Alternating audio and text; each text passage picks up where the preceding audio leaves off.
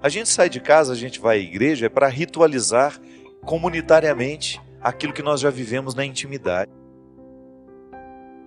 A igreja principal que você precisa frequentar não é de pedras. A igreja da sua salvação não é aquela de pedra lá da paróquia, não. A igreja da sua salvação é você. É aí que Deus habita.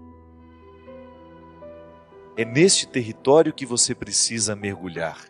Porque quanto mais o ser humano mergulha em si mesmo, maior é a capacidade que ele tem de ouvir a sua consciência. E a consciência é a voz de Deus por excelência. Se você me perguntar, Padre Fábio, como é que eu faço para saber se é vontade de Deus? Só você prestar atenção em você. É só você ter condições de olhar para aquilo que está diante de você como uma possibilidade, juntar as pedras do quebra-cabeça e ouvir pacientemente, não se apresse. A gente não precisa ficar apressado em tomar decisões. A gente tem o nosso tempo a favor, trabalhando ao nosso tempo. Claro que você não precisa esperar 10 anos para tomar uma decisão que você pode tomar em 2 dias.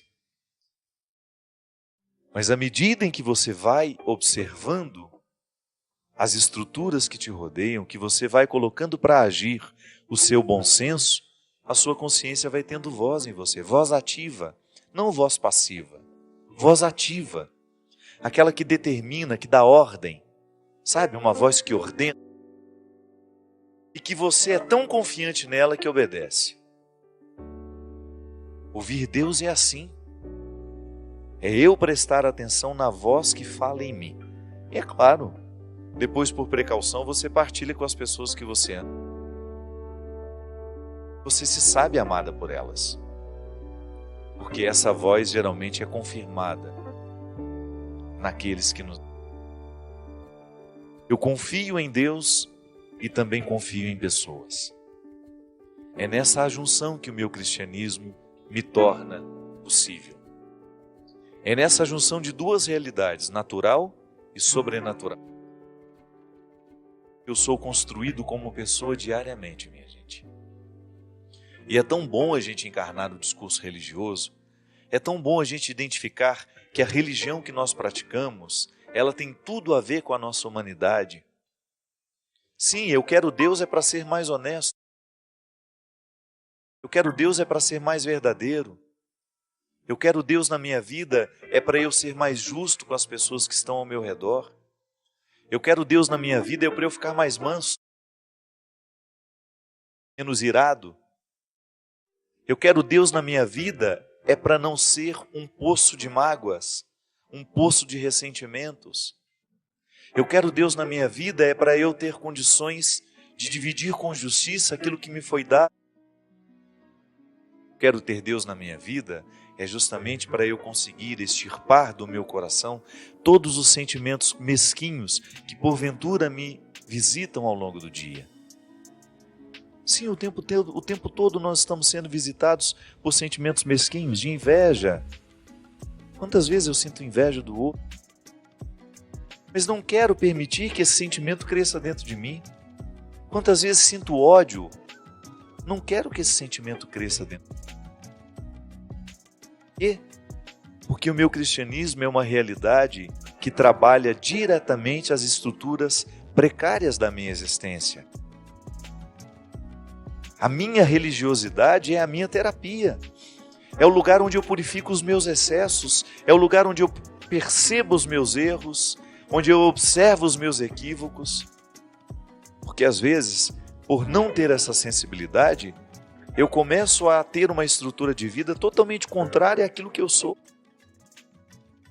àquilo que eu pretendo, porque me falta ouvir a voz da consciência. A gente tem um estilo de vida às vezes tão fútil, tão banal, que não sobra espaço para uma vida religiosa consistente. Sobra para a reprodução de ritos religiosos que nem repercutem dentro de nós. A pessoa vai à missa, a pessoa vai ao culto, ela participa do grupo de oração. Sim, mas o que tudo isso provocou nela? Ela tornou-se uma pessoa melhor depois de ter passado por tudo isso? Ela administrou melhor os seus ciúmes, as suas vaidades, as suas pretensões? ela passou a tratar melhor as pessoas que convivem com ela? Ela passou a ser mais humilde? Passou a ser mais simples? Porque tudo isso nós só alcançamos à medida em que a gente é honesto, à medida em que a gente se escuta de verdade, à medida em que esse cristianismo consegue perpassar todas as dimensões naturais da nossa vida. Quando esse cristianismo deixa de ser uma atmosfera sobrenatural e passa a ser o lugar da nossa convivência. Eu experimento realidades místicas a partir de realidades humanas. Não posso viver de outro jeito. Não posso acreditar de outro jeito, porque até o Cristo passou por esse processo. Você acha que comigo vai ser diferente? Se Jesus precisou experimentar as realidades humanas, inclusive a crueza delas, a dureza delas, para ser o grande líder espiritual que ele foi no seu tempo, sim, um Deus encarnado sendo líder naquela época. Faltava àquelas pessoas a consciência de que Jesus era Deus encarnado. Essa consciência, ela é hoje, ela é para nós, para aqueles que viveram depois. Mas enquanto os fatos estavam se desenrolando, Jesus era apenas, para eles, era apenas um líder religioso, que eles observavam. É verdade, o que esse homem fala, o que esse homem prega, repercute na vida de quem escuta. Ele não ensina um Deus nas alturas, desprezando os humanos aqui embaixo. Muito bonito, até o primeiro milagre que Jesus realiza é multiplicar o vinho de uma festa. Não é curar um doente, não é ressuscitar um morto. O primeiro milagre que Jesus faz é ressuscitar a alegria. Encher as talhas de água, transformá-las em vinho. Isso é tão humano, minha gente. Isso é tão humano. Tomar um vinho com um amigo. A alegria que esse vinho pode trazer. A gente fica mais solto. Fala mais. Isso é tão humano. O que de místico existe nisso? Foi o primeiro milagre que Jesus fez. Ele devolveu a alegria a uma festa. Às vezes a gente só está necessitado desse milagre. Voltar a ter alegria na nossa festa. Ou então, voltar a ter festa na nossa vida. Voltar a tornar os nossos dias mais brilhantes, mais significativos. Mas isso não virá de maneira sobrenatural, viu? Isso virá no momento em que você tiver coragem de mexer nas estruturas dos seus dias. No momento em que você tiver coragem de mexer no seu caráter, em que você renunciar até pessoas, situações, não facilitam o agir de Deus na sua história. É naturalmente que Deus nos salva. E quem sabe viver de forma natural a sua vida espiritual, a sua religiosidade, muito mais facilidade de compreender os mistérios da transcendência.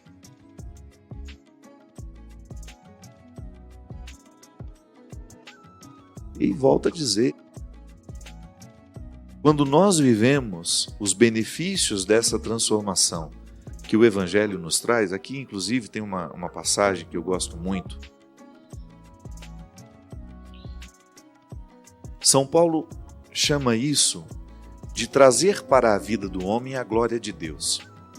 Então eu, na oportunidade que eu tenho de substituir as minhas realidades humanas, que são naturalmente precárias, porque eu sou humano, por mais que eu consiga ser uma pessoa boa, eu sempre tenho a minha natureza humana que é invejosa, encrenqueira.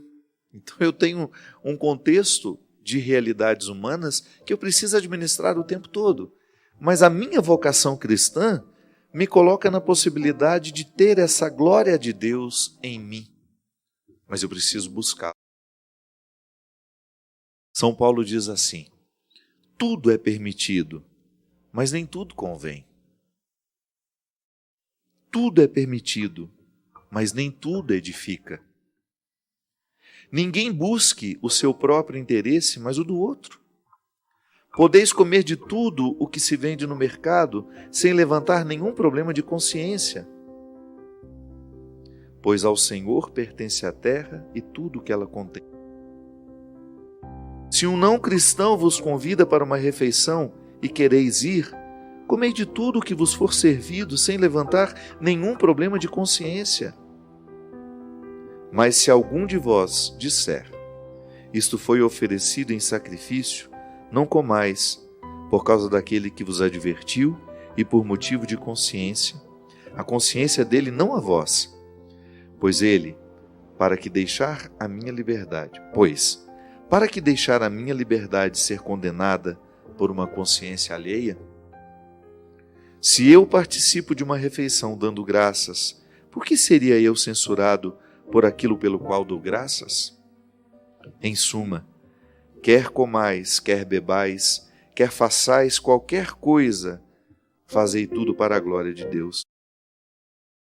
Não sejais motivo de tropeço para ninguém, judeus, gregos ou igreja de Deus, como também eu me esforço por agradar em tudo a todos, buscando não o que é vantajoso para mim, mas o que é vantajoso para o maior número de pessoas, a fim de que sejam salvas. Olha que interessante. A preocupação de Paulo, inclusive dando exemplo para a comunidade, que certamente tinha conflitos lá, do que se deve comer, do que não se deve comer, né? Eles ainda estavam organizando o cristianismo dentro deles, então naturalmente ainda estavam muito presos às leis judaicas. Então imagina que conflito para um judeu recentemente convertido ao cristianismo, experimentar a liberdade cristã, estando tão amarrado tradicionalmente, religiosamente falando, né, às culturas de seus antepassados, que proibiam tanto, colocava a ordem na mesa, né? Então São Paulo está falando para uma comunidade que está aprendendo a ser livre. Mas veja bem como é interessante. O enfoque de Paulo é que o cristão se posicione dentro da comunidade numa perspectiva de exercitar constantemente consigo mesmo, exercitar-se diariamente numa conversão que lhe faça sair de seu egoísmo para viver comunitariamente, sempre pensando no bem comum. Quando eu penso no bem comum, eu tenho que necessariamente abrir mão do meu mau humor, da minha falta de caridade, da minha falta de justiça, da minha fofoca, porque senão eu não construo o bem comum. Eu não faço o que essa senhorinha conseguiu fazer no coração da família dela, tornar-se um referencial de pessoa que é capaz de converter o que é feio em bonito, de acender uma luz por onde passa, de ser uma luz no alto da serra. Sim, minha gente, nós não temos outra pretensão. É essa. Tudo nos é permitido, mas nem tudo nos convém. Por que nem tudo nos convém? Porque se eu identificar que aquele comportamento, que aquela escolha vai me prejudicar na minha relação com a minha família, com a minha casa, com aqueles que diretamente estão ligados a mim, por amor a eles, eu preciso não aceitar. Eu preciso retirar da minha história. E é por isso que a conversão será sempre para nós um exercício de deixar de lado as situações que nos privam de nós mesmos. Porque só quem está na conquista diária de si mesmo vai saber oferecer-se a alguém. Caso contrário, se não houver essa busca pessoal por ser de si mesmo, nós não teremos condições de nos oferecer a alguém. E nós não saberemos entender essa essa liberdade cristã. Eu sei que você vive os mesmos desafios que eu, que nós somos iguais. Podemos até estar em estágios diferentes, mas em algum momento da vida nós já fomos iguais. Tivemos os mesmos medos, nos alegramos pelas mesmas causas e enfrentamos os mesmíssimos desafios. E um deles é este: nós conseguirmos extrair de nós, conseguir arrancar lá do fundo dessa humanidade tão machucada a coragem para que o Evangelho se torne uma realidade muito viva em nós. E aí o nosso discurso é apenas uma consequência da nossa vida. O que a gente vai evangelizar é vivendo. O vizinho vai saber que nós somos uma família cristã pela nossa capacidade de ser uma vizinhança saudável, amiga, fraterna, solidária, capaz de respeitar as regras sociais. Eu canso de dizer isso. Quando eu ponho fogo no meu quintal, além de prejudicar o meio ambiente, eu estou prejudicando a saúde de quem mora do meu lado. Quando eu ponho um som alto na minha casa, eu estou desconsiderando que de repente possa ter alguém precisando descansar do lado, que não gosta da mesma música que eu. Quando eu não sou capaz de viver socialmente as regras que tornam a vida suportável, eu estou abrindo mão do meu cristianismo. O cristianismo, minha gente, nos coloca educação, nos coloca gentileza. Então antes de fazer um discurso, eu estou vivendo. E é vivendo que as pessoas vão me identificar como cristão. Se o nosso cristianismo necessitar do nosso discurso o tempo todo para que a nossa identidade cristã seja dita ao mundo, alguma coisa está errada. Esse poder transformador que é o cristianismo em nós, que nos ilumina para ser um sinal de vida na vida do outro, esse cristianismo é vivo, ele é existencial. E é por isso que aqui também você vai encontrar, uma das cartas,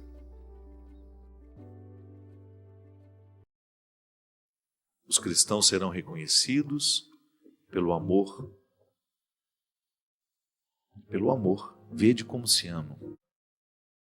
As comunidades cristãs serão identificadas pela generosidade, pela solidariedade que ali prevalece. Não são as nossas fachadas, com as nossas cruzes, com as nossas inscrições religiosas, com os nossos brasões das nossas dioceses, das nossas igrejas, que vão dizer aos outros que nós somos cristãos. São as nossas atitudes. É a maneira como nós nos tratamos. É isso que dá testemunho de nós. Aqui na Canção Nova, nas pequenas comunidades, nas muitas pequenas comunidades que constituem a Canção Nova. Se esse amor, se essa solidariedade não é praticada lá nas casas, lá no silêncio, onde ninguém tem uma câmera dessa ligada, se eles não sentem que este evangelho é uma regra de vida para eles de verdade, eles estão perdendo tempo. E vão ficar infelizes tão logo percebam que estão perdendo a vida num projeto que não está marcado pela coerência. E não é do outro que a gente exige isso não, viu? É da gente. Se eu perceber que a minha vida como padre não está favorecendo o meu cristianismo, eu preciso ter coragem de assumir isso para mim. Vou buscar outro caminho. Não deixo de ser cristão, não. Quantas vezes eu já me coloquei esse desafio? O meu cristianismo não é porque eu sou padre, não. É antes. Eu volto lá ao meu batismo. Se eu descobri a minha vocação como padre, A minha vocação como padre, o meu trabalho como padre, não pode, de maneira alguma, ofuscar a minha vocação que está lá no meu batismo. Eu sou cristão. Depois, tudo que eu vou fazendo como cristão é só para ajudar a florescer o cristianismo que já está em mim, semente. Sim, dependendo da vida de padre que eu levo, eu posso burocratizar a minha fé e perder as graças do meu batismo. Não que elas vão embora, eu deixo de usufruir. Eu viro um executivo da fé, trabalho, ofereço aos outros aquilo que eu não tenho mais há muitos anos.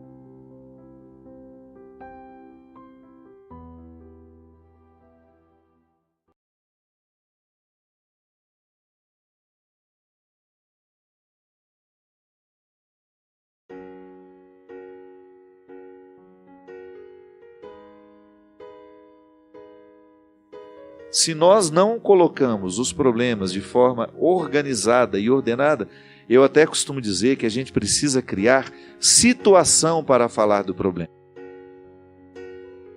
E às vezes a gente quer resolver o problema dando um grito e saindo da porta, pela porta fora. Não. Isso não resolve o problema, isso não é comunicação.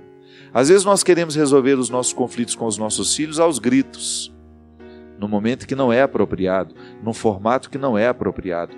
Às vezes marido e mulher querem resolver os seus conflitos sexuais também quando os ânimos estão exaltados. Não. Marca um jantarzinho, né?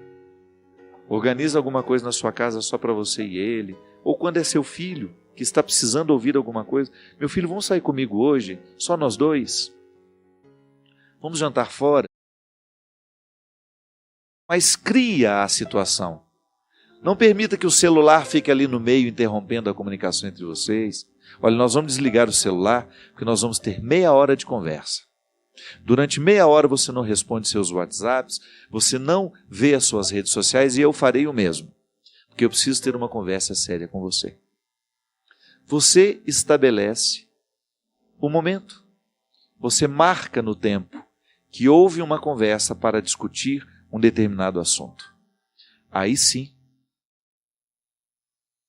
a escuta e a fala ganham uma outra autoridade. Mas nós muitas vezes queremos resolver os conflitos, os problemas, sem termos criado a situação. Nós queremos resolver os nossos problemas sem falar e sem ouvir do jeito certo. Que há um jeito certo de dizer as coisas. Às vezes nós vamos dizer algo muito pesado, muito difícil, e nós podemos fazer isso sem que isso pareça tão afrontoso ao outro. Vai depender da forma como nós fazemos. Um sorriso nos lábios para poder falar com mais serenidade, o tom de voz, tudo é um aprendizado. Posso dizer coisas pesadas ao outro e ele me ouvir de um jeito leve. O conteúdo era pesado, mas eu busquei uma forma de dizer leve. Eu, particularmente, acho que o formato da nossa comunicação precisa diariamente ser analisado e percebido. Nós muitas vezes não fazemos uma crítica da nossa maneira de falar. E às vezes também não nos perguntamos se nós estamos sabendo ouvir. Se a gente não sabe falar, se a gente não sabe ouvir, nós teremos muita dificuldade de ter relações saudáveis com os nossos filhos, com os nossos maridos, com as nossas esposas, com nossos irmãos e até mesmo com nossos amigos. É um aprendizado. E eu acho que a nossa vida cristã, ela perpassa todas as nossas dimensões. Inclusive, me ensinando um jeito de falar, um jeito de ouvir. Eu, porque sou cristão, devo ter um jeito específico de ouvir o outro. É meu empenho, é meu desafio. E a gente sabe muito bem como é interessante, como nos faz bem encontrar alguém que sabe ouvir. Às vezes nós andamos longas distâncias para termos a oportunidade de encontrar uma pessoa que é especialista em escutatória. Da mesma forma como andamos longas distâncias também para escutar uma pessoa que sabe dizer. Aquela pessoa que parece que abre caminho na nossa alma com a palavra que diz. São as pessoas naturalmente conselheiras que se exercitaram nessa arte. Mas isso não vem da noite para o dia, não. É exercício. Eu, por exemplo, se o Christian vem me falar de um problema, se ele vem me contar uma situação que está pesada, está difícil para ele, eu posso, num primeiro momento, já criar uma indisposição de ouvi-lo. E não vou ouvir, ainda que eu escute tudo o que ele me disse. O ouvir é diferente do escutar. É mais profundo. Você escutou o que eu disse? Escutei. Mas você me ouviu? Não, eu não ouvi. Porque aquilo não repercutiu dentro de mim. É apenas uma informação que eu não processei porque não senti junto com ele. Eu só ouvi quando eu senti o que ele me disse. Porque quando eu sinto, eu de fato me envolvo. Se eu não sinto, não houve envolvimento. Quantas vezes você tenta dizer alguma coisa ao seu marido e você percebe nitidamente que ele não está sentindo com você? Então o problema continuou sendo só seu, muito embora o problema o envolva também. É uma dificuldade no relacionamento que ele tem um nível de responsabilidade, mas você diz para ele e ele não ouve o que você diz, porque ele não sente com você. A solidão só termina, minha gente, quando nós percebemos que o outro está sentindo com a gente. Quando o outro foi capaz de assimilar as suas palavras e lhe dar um feedback, lhe dar um retorno. Geralmente com palavras que começam assim: eu compreendo o que você está dizendo, reconheço que eu também tenho uma parte neste erro, vamos lutar juntos. Vou fazer de tudo para ficar atento, para que isso que está errado entre nós possa ser reencaminhado, possa ser consertado. Agora, se o outro não sente comigo o que eu estou dizendo para ele, o problema continua sendo só meu. Aí a sensação de solidão continua me atormentando, continua me dificultando, e o vínculo deixa de ser. Ele deixa de existir. Embora continuemos casados, embora continuemos irmãos, continuemos mãe e filho, pai e filho, amigos, o vínculo continua no seu nome, mas não continua na sua prática. Ele não tem repercussões na prática. Toda vez que nós somos confrontados por uma realidade que de fato nos diz respeito, a honestidade que nós precisamos ter é considerar aquilo que está sendo dito para nós. É uma questão de honestidade. E uma questão de amor ao outro também. Se eu amo, como esse rapaz ama essa mulher, é preciso que o enfrentamento seja uma manifestação do amor. Às vezes nós não acreditamos no amor enquanto enfrentamento.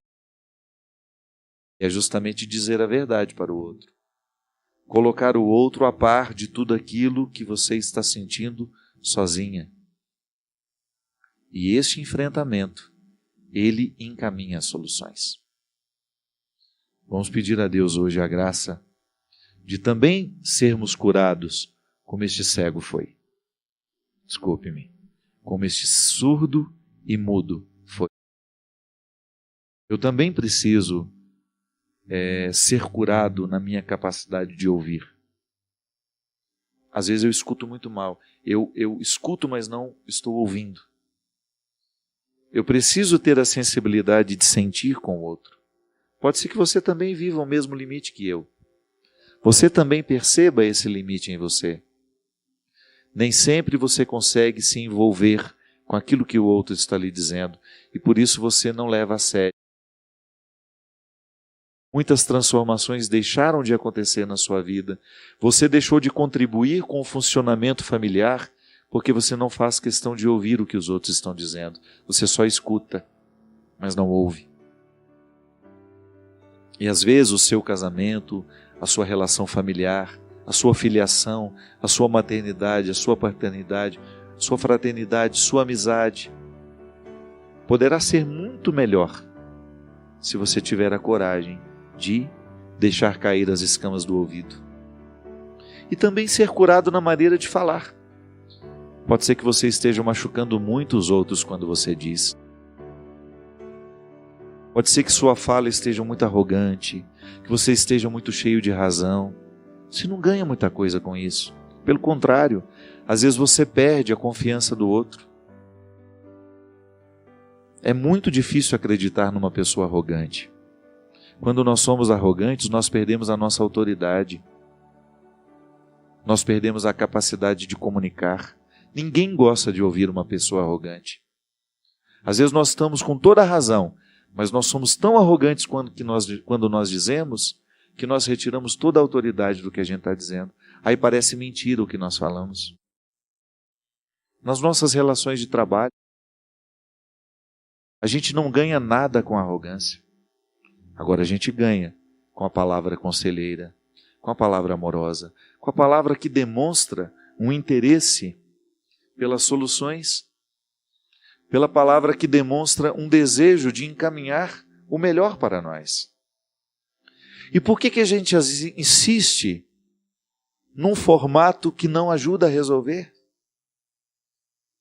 Por que insistir num formato, num jeito de ser gente que não contribui em nada nos meios onde nós frequentamos?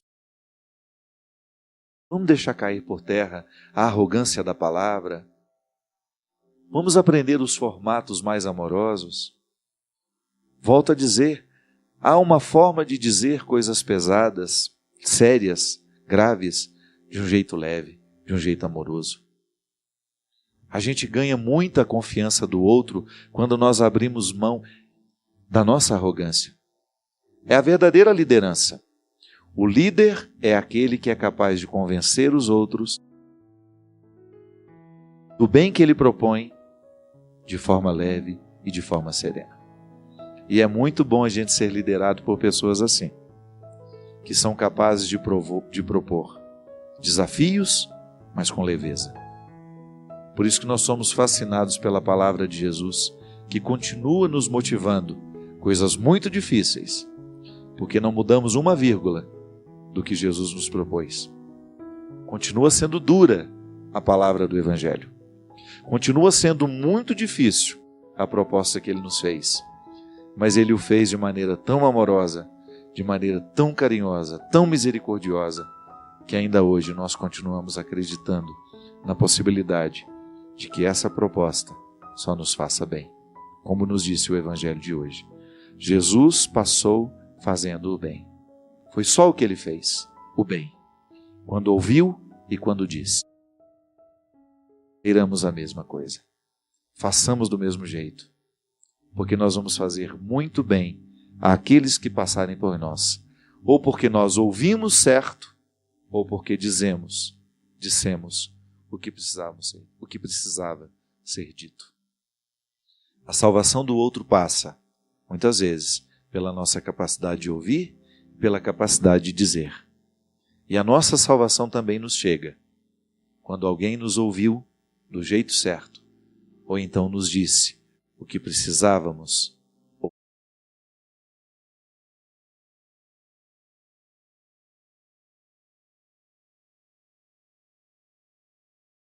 Às vezes nós fazemos isso mesmo.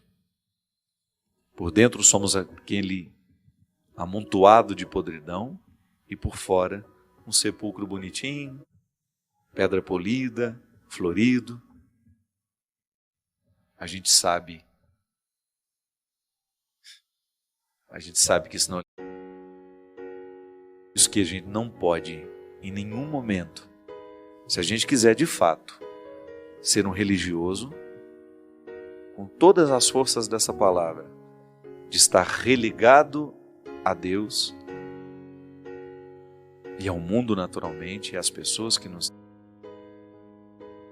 a gente quiser ser de fato um religioso sem a força das hipocrisias agindo sobre nós, ou então minimizando o poder dessas hipocrisias em nós,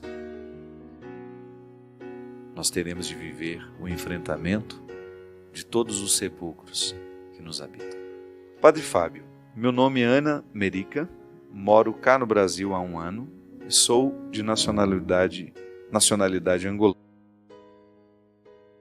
Padre, eu fui testemunha de Jeová desde pequena, até os meus 19 anos, mas passei a assistir missas católicas aqui e comecei a questionar alguns ensinamentos da minha religião. Eu aprendi que não podemos doar sangue, mas agora penso, se Jesus morreu para nos salvar, derramou seu sangue pela humanidade, por que eu não posso dar meu sangue para ajudar alguém?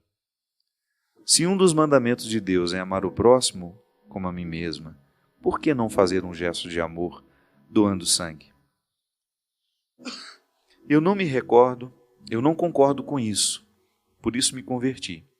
E percebi que a religião católica não é aquela religião falsa, como algumas pessoas sempre me diziam. Eu sinto-me bem nesta igreja, gosto das missas e em breve serei batizada, já no próximo mês. Mas estou a ser muito criticada pela minha conversão. Eu cá moro com meu pai, minha madrasta e irmã, minha mãe lá em Angola é testemunha de Jeová, mas ainda não contei-lhe que me converti, pois quero fazer isso pessoalmente. E o que me deixa triste mesmo são as críticas severas que recebo por me tornar católica. Às vezes me sinto mal, temo que isto abale a minha fé. Por favor, me ajude. Como posso lidar com essa situação? Ana Merica. Ana, sempre que nós tomamos uma decisão que vai, de alguma forma, contra aquelas pessoas que estão ao nosso redor, é natural que a gente tenha que administrar os levantes que serão contrários a nós. O processo humano é assim mesmo. Se eu me decido por fazer alguma coisa que é diferente do comum lá da minha casa, é claro que eu terei apoio e terei resistências. O mais importante é você ficar em paz com a sua consciência, né? Que é isso que importa. Nada pode ser mais precioso do que a gente ficar em paz com a consciência, com a escolha que fez. Então, se você descobriu, sobretudo a partir desse elemento humano, que eu também considero muito interessante, a gente poder ajudar alguém que precisa de nós. A gente sabe que hoje são tantas as situações de necessidades, né, de sangue, de pessoas que precisam de doações, de doadores para continuarem vivas. Inclusive, outro dia eu estive também, eu vou me lembrar até o final qual foi a cidade que eu passei em muitas esse mês. Teve uma cidade que nós tínhamos a necessidade de intensificar a campanha pela doação de medula. A medula óssea é podemos dizer assim, quando você tem, me parece que são uma infinidade de medulas para você conseguir, né, uma que seja compatível com aquela necessidade.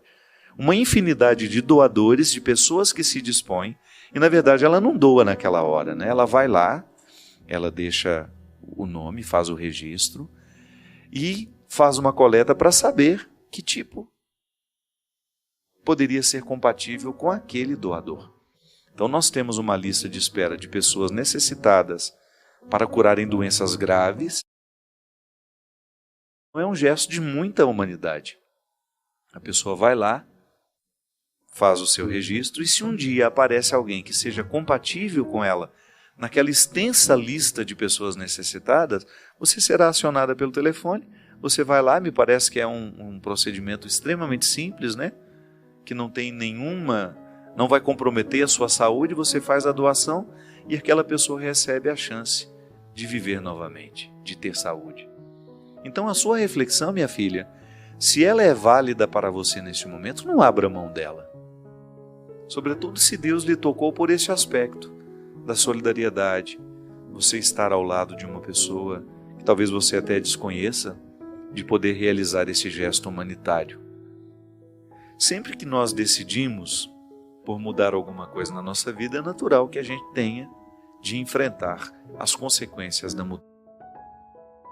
A gente só precisa estar fortalecido, e isso a gente consegue espiritualmente, mediante a oração, a meditação, a leitura da palavra.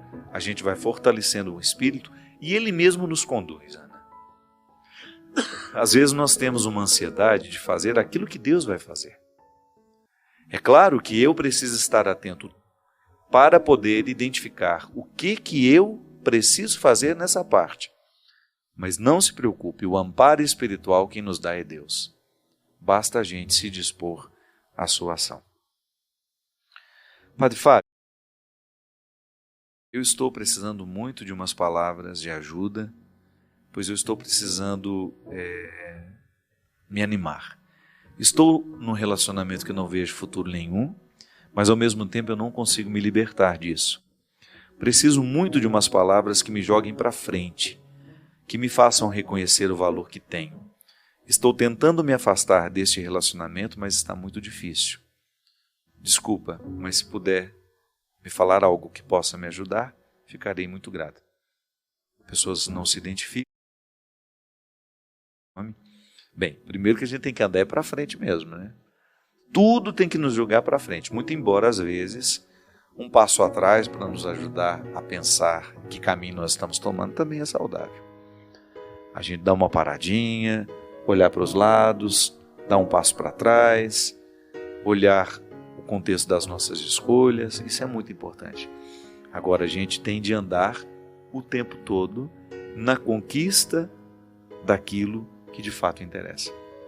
Hoje nós começamos o programa falando da necessidade que a gente tem, por uma responsabilidade pessoal, de não abrir mão de ser quem a gente é. Eu até brincava, né, que à medida que nós vamos educando as crianças, elas vão deixando de ser sinceras. Falseamento não pode ser confundido com essa capacidade social que você tem de ser simpático com o outro e de não dizer aquilo que vai ser agressivo a ele. Então, ser educado é você privar o outro de ouvir algo que possa ser desagradável aos ouvidos dele. Então, você considerar com sabedoria. Mas o falseamento é diferente. O falseamento é quando você finge uma satisfação quando de fato ela não existe. Então, muitas vezes, nós assumimos o falseamento como uma postura de... Não é o outro que vai quebrar essa falsidade em nós. É claro que alguém pode até nos estimular a deixar a falsidade de lado.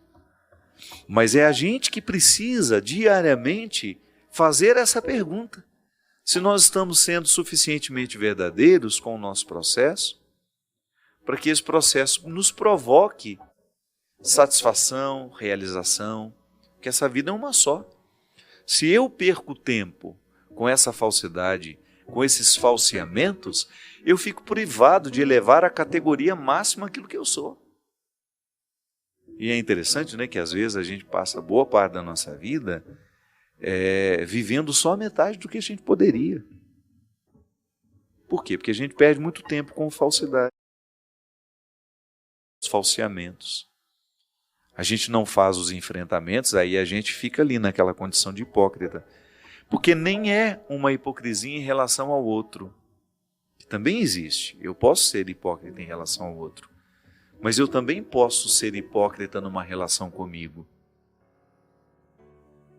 Quando eu minto, por exemplo, para mim mesmo, nós falamos ali agora mesmo na reflexão da palavra. Muitas vezes eu, numa tentativa de me justificar, eu fico enfrentando falsos conflitos que não correspondem à minha realidade. E isso, minha gente, é como ser um doente que se recusa a viver o tratamento. Se você identifica que você está dentro de um relacionamento que não te leva para frente, que só te emperra, você precisa ser honesta com você. Não dá para levar adiante esse relacionamento. O mínimo que você precisa fazer é colocar as cartas na mesa e discutir abertamente quais são as reais intenções dessa pessoa. Você não é um objeto para ser manuseado, para ser colocado numa condição absolutamente desfavorável aos seus anseios como pessoa. É preciso ter muita coragem para viver esse enfrentamento. Mas a partir do momento que você dá este passo no enfrentamento, você vai alcançar alguns territórios que são seus e que até então estavam alienados nas mãos de outros. Isso vai lhe dando ainda mais coragem de buscar mais conquistas. A gente não termina. Essa conquista não termina nunca. A liberdade interior é um processo que nunca vai ter fim. Então, se você sente que você está vivendo um relacionamento que não lhe favorece florescer como pessoa, não pode pensar duas vezes. Você tem que problematizar a questão. Eu gosto sempre de dizer isso. Nós precisamos levar a sério os nossos conflitos. Às vezes nós não damos ouvido ao que nos incomoda. E por que não damos ouvido ao que nos incomoda? A gente perde a habilidade de saber o que de fato precisa ser modificado.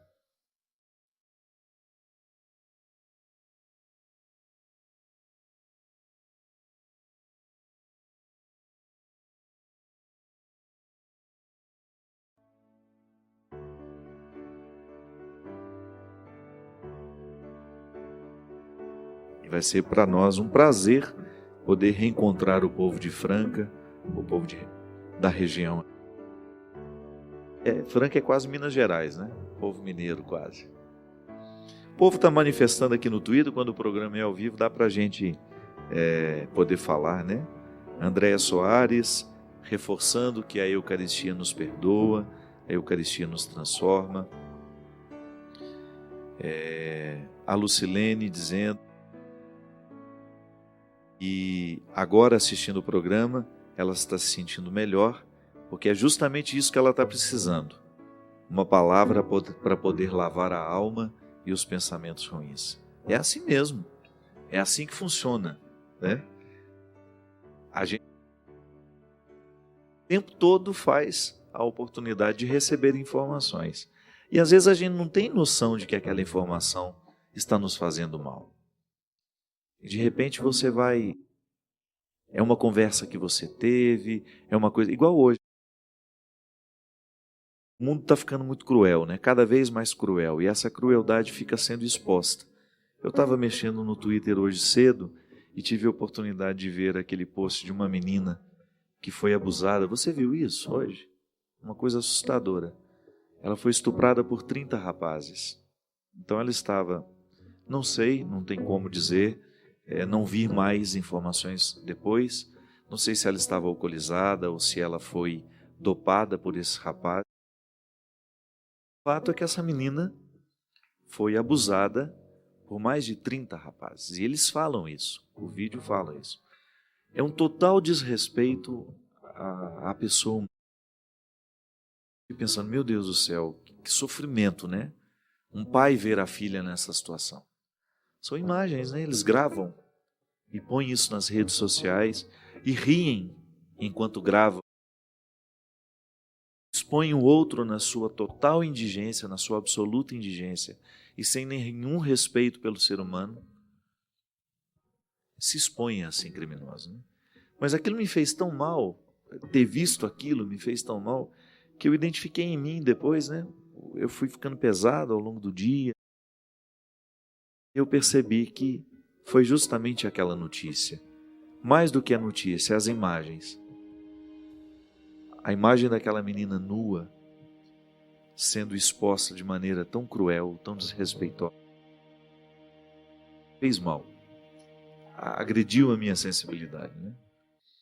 E a gente precisa fazer isso mesmo. A gente vai ficando pesado, o mundo está cruel, então essa crueldade do mundo o tempo todo nos é oferecida através de imagens, de notícias. Nem sempre a gente tem os espaços da purificação. Nem sempre a gente faz o ritual da purificação. E o peso vai ficando sobre nós. Tem gente que faz técnica de relaxamento, né? Tem gente que reza. Tem gente que faz esporte. Tem gente que lê. Tem gente que vai ver um filme, vai ver uma coisa boa, bonita, para poder fazer uma faxina da mente. A gente precisa. Nós precisamos de rituais de purificação. Como nós estamos cada vez menos rituais, né? Nós não temos mais rito para comer, nós não temos mais o rito de dormir, a gente não tem mais o rito de conviver, mesmo porque esse aqui, ó, esse aparelhinho, ele retirou toda a ritualidade humana. Ele está cada vez mais retirando até mesmo a nossa elegância, a nossa educação. Agora, eu preciso ter no espaço da minha vida, da minha rotina, uma oportunidade para purificar o que me pesa, para jogar fora os pensamentos opressivos, as palavras que me magoaram. Eu tenho que fazer alguma coisa. Eu tenho que ter os meus rituais de purificação. Quando a gente vai para o Oriente, né, eu acabei de voltar de lá, Oriente Médio, onde as pessoas são muito religiosas, embora isso não manifeste muito na maneira como elas vivem, né, porque a religião parece que não torna o ser humano amigo do outro, é o contrário, por causa da religião brigam o tempo todo. De qualquer maneira, eles têm vários ritos de purificação. Lavam as mãos, lavam o rosto, lavam os pés. Não, o cristianismo é outra proposta, é lavar a mente. A gente toma banho, né, porque faz bem, mas o que eu preciso permitir é que Deus lave a minha. Quanto mais puro eu estiver, maior será a minha capacidade de articular a vida com sabedoria. Nós estamos com a vida cheia demais. Nós estamos pela tampa de excessos. Precisamos respirar com mais profundidade, dar ao corpo um descanso maior, silêncio. Como nós estamos necessitados de ritos de purificação que passem pelo silêncio. Mas infelizmente a gente vai atropelando tudo. Mas você tem razão, minha filha. Você que acabou de dizer aqui que o programa estava justamente lhe proporcionando a oportunidade de purificar a sua mente e o seu coração. Que bom, é o nosso objetivo mesmo.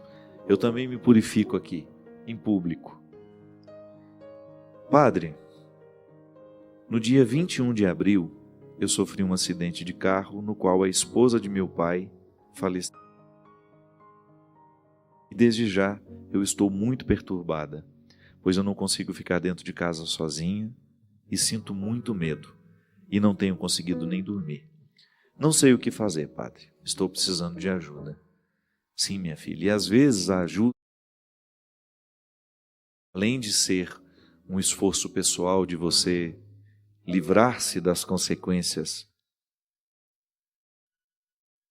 desse acontecimento, porque isso é muito traumático mesmo, né? Eu fiquei acompanhando o drama da Ana Hickman, essa moça muito bonita que nós conhecemos da televisão, que está enfrentando um drama pessoal, né?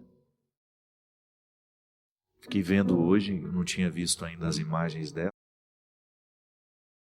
falando sobre o fato. Ela estava num hotel em Belo Horizonte e foi surpreendida por um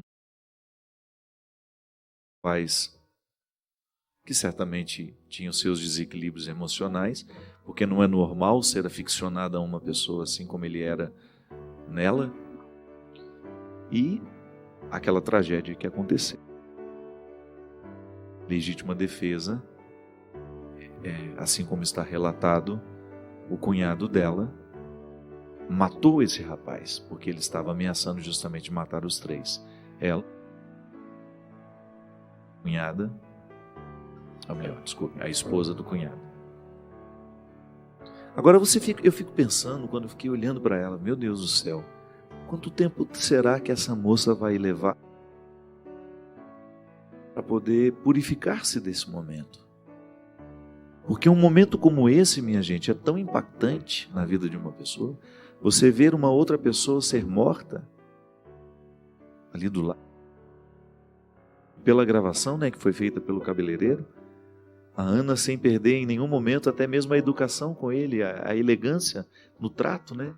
Me diga o que eu fiz de errado para eu poder consertar, moço.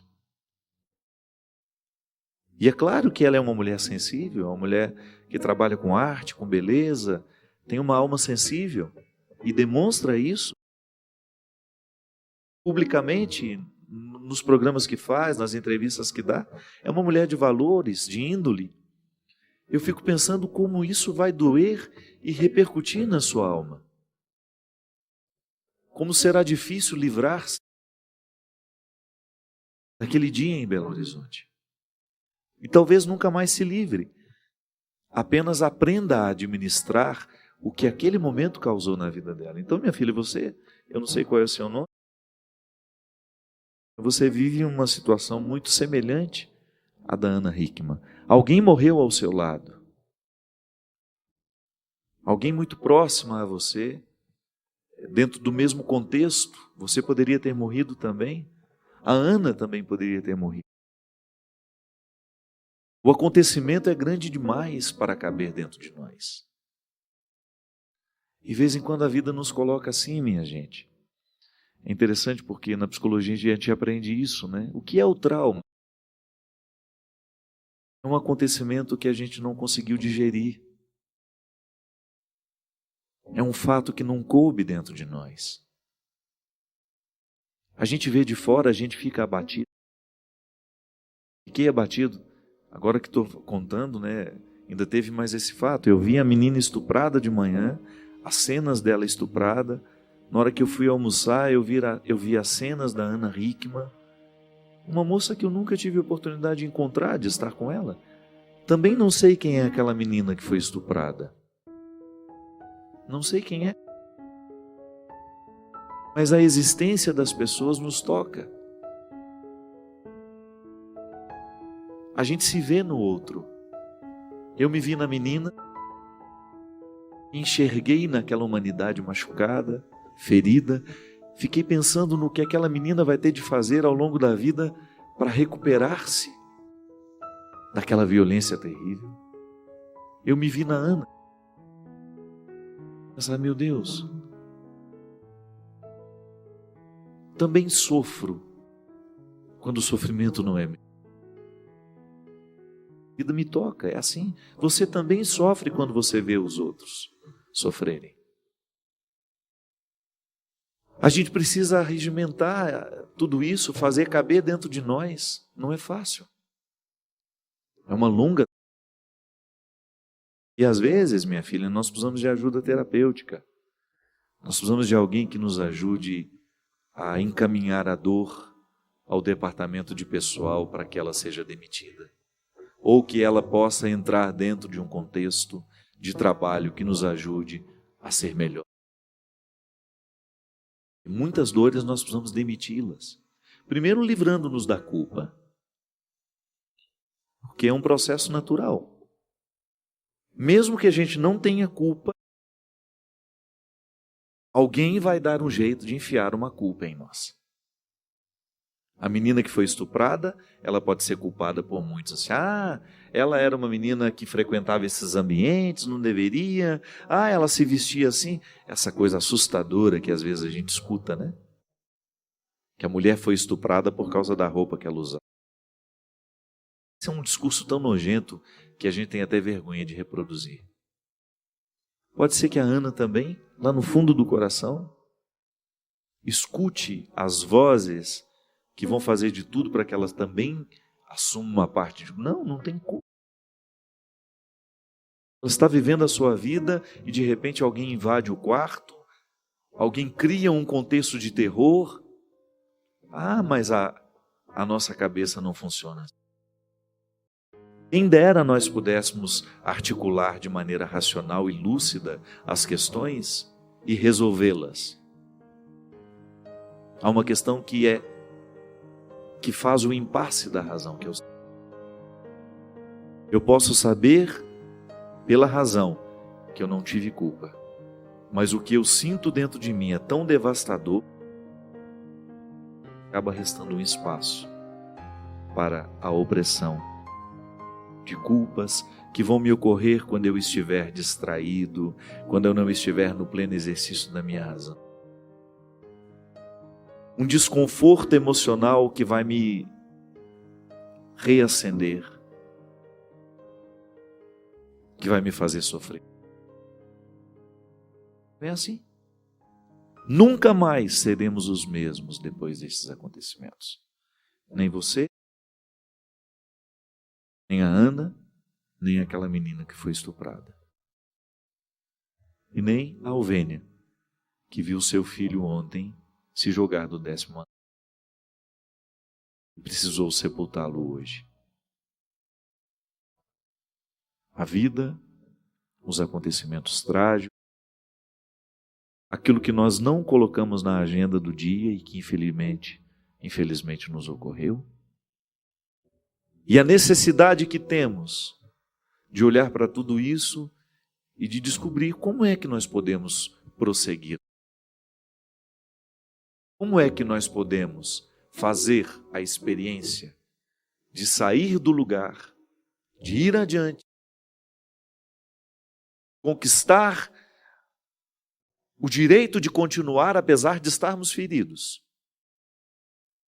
Sim, porque a vida não para a gente resolver o conflito.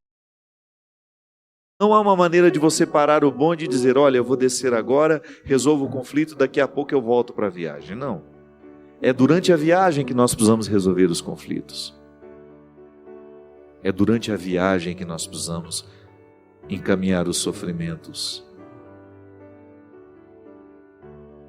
É durante a viagem que nós precisamos arrumar a estante das emoções.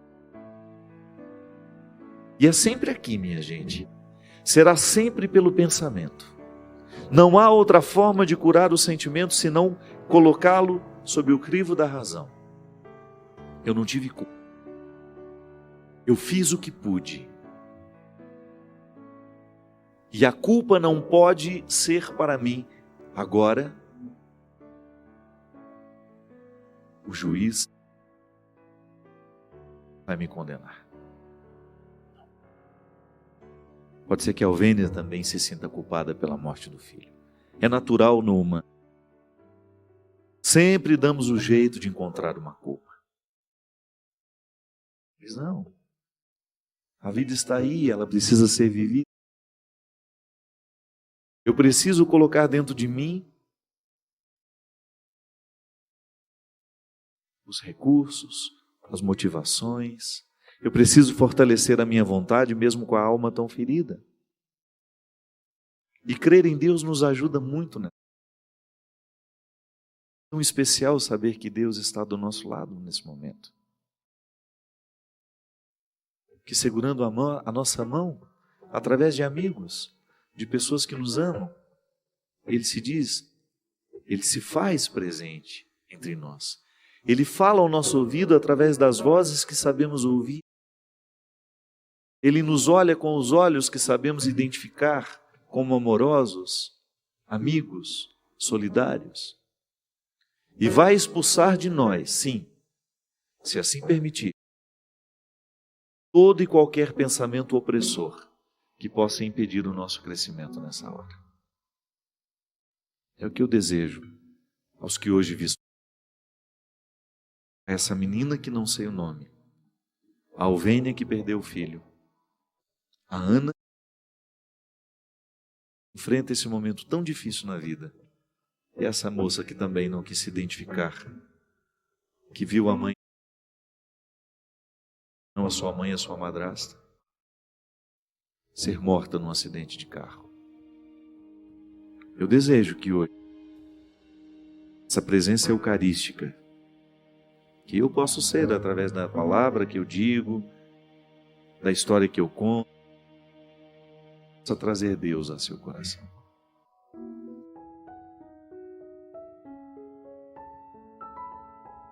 Eu particularmente penso que isso é tudo muito integrado. Eu não tenho como pensar um hábito saudável do ponto de vista espiritual, religioso, se eu não exercito no meu dia a dia os hábitos do corpo. Eu acho interessante que no início do cristianismo, ali nos primeiros séculos, nós temos o movimento daqueles cristãos que iam para o deserto. A vida monástica nasceu assim, você sabe, né? Santo Antão é um homem que viveu no terceiro século e ele inaugura uma nova forma de compreender o Evangelho, que é justamente exercitando no corpo as virtudes da alma. E escreve sobre isso. Cria uma mística em torno da vida saudável. Isto é, corrigir no corpo, a partir do corpo, aquilo que nós ainda não temos saudável na nossa mente. A vida espiritual é justamente isso, né? A administração da vida mental. Porque a vida espiritual ela é processada nos pensamentos que a gente alimenta. É por isso que a gente precisa compreender. Eu, por exemplo, às vezes durmo mal porque eu levo um cesto de pensamentos ruins para a cama. Onde é que a minha vida cristã vai atuar? Nessa purificação. De julgar fora, de purificar os pensamentos que estão sendo cruéis comigo. Eu acho interessante porque Jesus, ele liberta as pessoas justamente de seus pensamentos opressivos.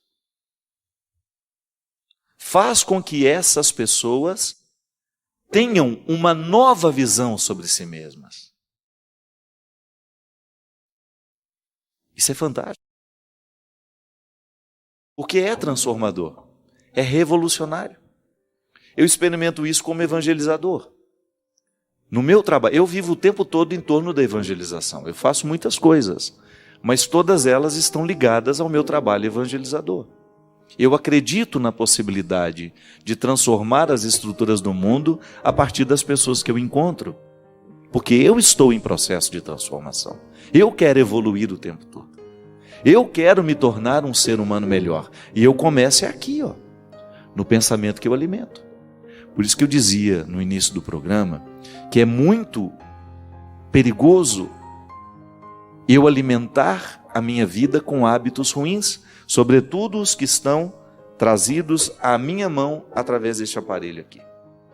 Eu clico aqui e estou tendo o mundo dentro do meu quarto, depende do lugar onde eu abro. E coisas boas estão chegando, coisas ruins também. E aqui eu vou fazendo essa triagem. O que eu levo para a minha vida? O mundo me visita, desculpe-me, vou corrigir. O imundo me visita e o mundo também me visita. O mundo é aquilo que está em ordem, que está bonito, que está ordenado, que está harmonioso e que me motiva a viver assim também. Então, eu recebo uma palavra harmoniosa que naturalmente cai sobre as minhas desarmonias e me motiva a consertar as desarmonias que estão dentro de mim. Então é assim que o Evangelho vai provocando a mudança. Eu faço isso o tempo todo. Eu acredito na possibilidade que uma reflexão tem de destravar a nossa mente para a gente pensar melhor e naturalmente ir fazer escolhas melhores. A gente vai dormir melhor. A gente vai descansar um pouco mais. A gente vai viver de maneira mais saudável. Agora, se eu levo para a cama os meus rancores, as minhas mágoas, tudo aquilo que foi desagradável ao longo do meu dia, é bem provável que eu não consiga ter uma boa noite de sono. Então, as minhas escolhas, elas vão definir a qualidade da minha vida, do ponto de vista físico e também do ponto de vista espiritual. Gente, lembrando que nós vamos ter uma peregrinação para a Polônia, República Tcheca e Alemanha em outubro deste ano. Para mim, essa peregrinação e todas as outras que a gente faz são oportunidades maravilhosas que a gente tem de purificar um pouco o nosso coração e a nossa mente. Porque são 10, 12 dias de missa diária, de reflexão, de agradável convivência, e a gente faz de tudo para manter no grupo uma harmonia, uma alegria. E quem já peregrinou sabe como é especial a gente sair de casa, fazer uma malinha, ir para o outro lado do mundo e viver as transformações que Deus nos propõe com a própria experiência do deslocamento. E eu gostaria de convidar, em parceria com a Canção Nova e a Obra de Maria, nós vamos fazer o Santuário da Divina Misericórdia na Polônia. Vamos também passar na República Tcheca. Na Polônia a gente tem diversos lugares. Boa parte da 80% da viagem é na Polônia, conhecendo os lugares mais importantes da vida de João Paulo II e tendo a oportunidade de conhecer um dos lugares mais bonitos que eu já vi na minha vida, que é a Polônia. E depois vamos terminar a nossa viagem na Alemanha, no Santuário de Nossa Senhora, 3 vezes admirável. Se você quiser, ligue aqui, pegue as informações, aproveite que o dólar está mais baixo agora, né? Para a gente ter a oportunidade, desse esse presente, desse essa oportunidade de viver 12 dias de profundo mergulho numa espiritualidade que possa ajudar a renovar a estrutura da sua mente. Às vezes uma retirada assim de casa nos ajuda muito a voltar para ela um pouco mais diferentes. Eu encontrei aqui uma pessoa que me mandou um testemunho até bastante grande, eu vou ler só um pedacinho dele. Boa noite, Padre Fábio. Primeiramente, eu gostaria de parabenizá-lo pela vocação, pelas palavras de conforto que o senhor traz através dos programas. Tem uma trajetória de vida bastante sofrida, massacrada ao meu modo de ver, e também de arrependimento, já que estão presentes há quase 2 anos em minha vida. Com grande pesar, digo que cometi os maiores erros que uma mulher pode cometer. Vivi uma vida de promiscuidade, tive uma família muito ausente na minha vida, pais separados, carência de pai, mas eu sei que nada justifica os erros que eu cometi. Mas é a partir de toda essa promiscuidade que a grande derrocada aconteceu. Eu me arrependi verdadeiramente de coração, enxergando cada erro e mudando de vida. Nesse tempo de arrependimento sofri muito, fui ao fundo do poço, tive as piores experiências que eu poderia ter com essa situação, não comia, não dormia, já passei 24 horas sem dormir, padre. E ao longo desse tempo dormia 1 ou 2 horas por noite. Eu me desgastei em tudo, como pessoa, na minha vida profissional, e foi nesse tempo que durante todo esse tempo, uma pessoa muito infeliz. Pedi perdão a Deus por todos os meus erros e pecados e sinto que diante do que sou hoje, o Senhor me perdoou, mas eu não consigo me perdoar. Precisei sofrer muito para realmente mudar.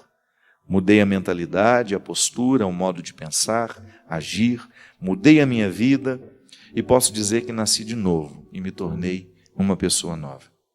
Porém, mesmo com todo o meu arrependimento e minha mudança, eu não consigo seguir em frente.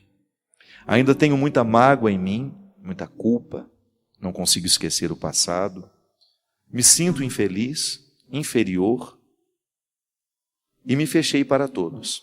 Estou vivendo muita solidão e não sei mais o que fazer com a minha vida. Há 1 ano e 6 meses acompanho o seu programa, que tem me ajudado bastante. Por favor, padre, comente em seu programa sobre o arrependimento e como é possível seguir em frente depois de tantos erros cometidos. Muito obrigado, Carol. Carol, minha filha, você falou uma coisa tão verdadeira. É muito mais fácil a gente acreditar no perdão de Deus do que acreditar no nosso. E você sabe que boa parte das pessoas que eu encontro, Carol, que tiveram vidas muito erradas, e você não se sinta inferior por isso não, viu? Todos nós somos muito pecadores.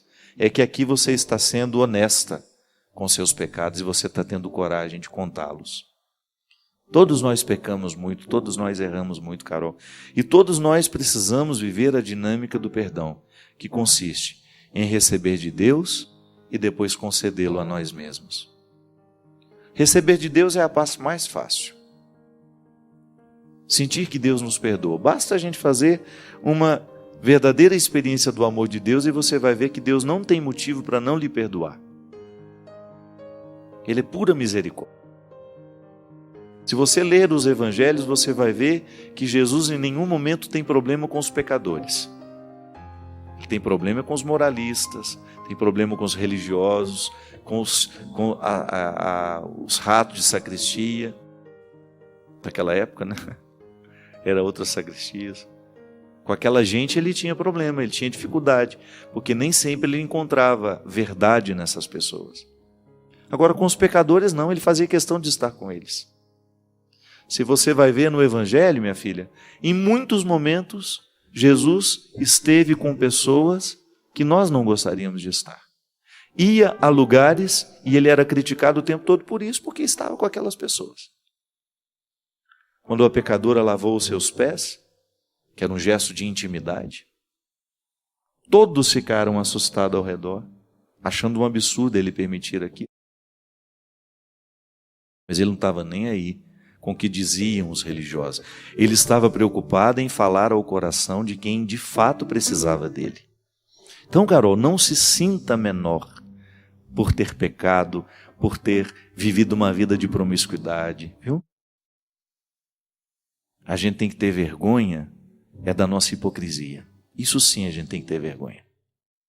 A gente tem que ter vergonha de não ter coragem de contar a nossa fragilidade e a nossa fraqueza. A gente tem que ter vergonha de enfiar a carapuça, esconder o nosso rosto para sair apontando os defeitos dos outros.